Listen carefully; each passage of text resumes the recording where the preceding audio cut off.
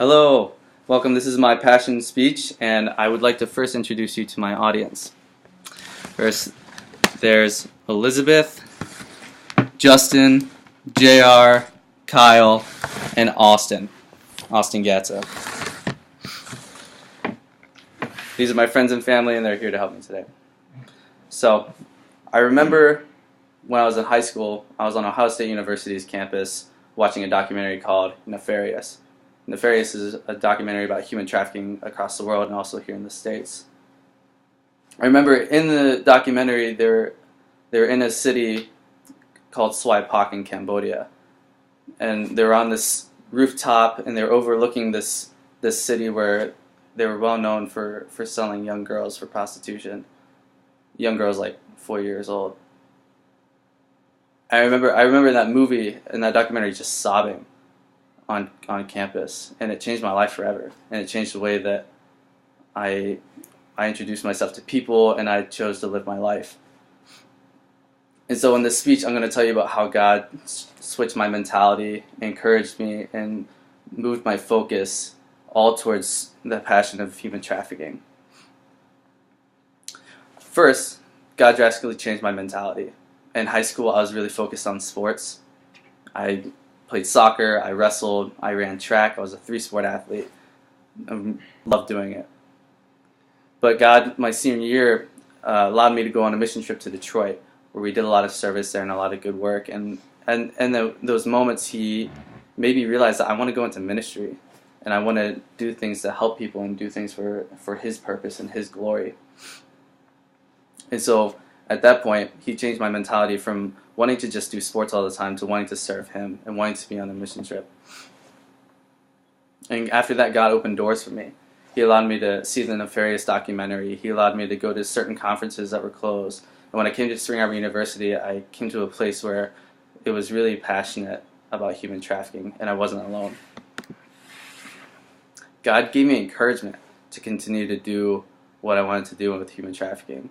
Here at Spring Arbor University, I joined the Spring Arbor University Human Trafficking Coalition, a group that meets every Tuesday and works to put on a yearly conference, and also did work in Jackson to make an ordinance to try to shift the policies towards massage parlors that are kind of sketchy and are often part of human trafficking chains. Excuse me. And finally, God switched my focus to be completely involved and completely immerse my life into eventually wanting to be involved in human trafficking. Obviously, I have a contract that for the next 7 years of my life, I'm going to be, and serving the country and doing things in different countries and not necessarily being where I really want to be. And so it's left me with a lot of questions of like, where do I go now? God, like, what happens in 7 years when my life is completely changed? Am I still going to want to serve you in this way? And I don't have the answer for that. But if I've learned anything in the last year, I know that living faithfully is the only way to be ready for whatever He prepares my heart for. God shifted my focus from being completely individual and completely personal to being completely towards other people and having a compassion that I never thought I would ever have. And however that turns up in my life, I don't know. It may be working in ministry for human trafficking. It may be not working in ministry and continuing to work in a government job for Lord knows what. I don't know. But I go back to seeing that rooftop on the documentary all the time. And when I was in Cambodia, I had the chance to be on that very rooftop. And I remember that being a pivotal moment for me because I finally come full circle. I was like, wow, I'm in the very place that I sobbed about years ago, overlooking the same grounds that I used to in that movie.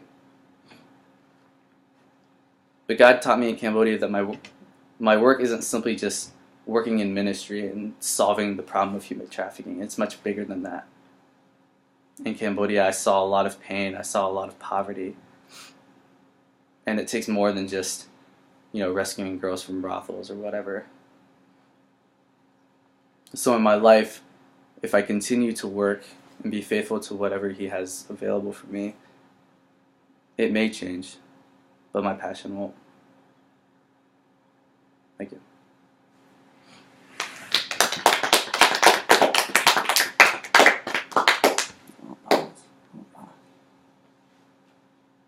Really? Hold on, it's not popping. After that? It's not done. The screen went black, so here we go.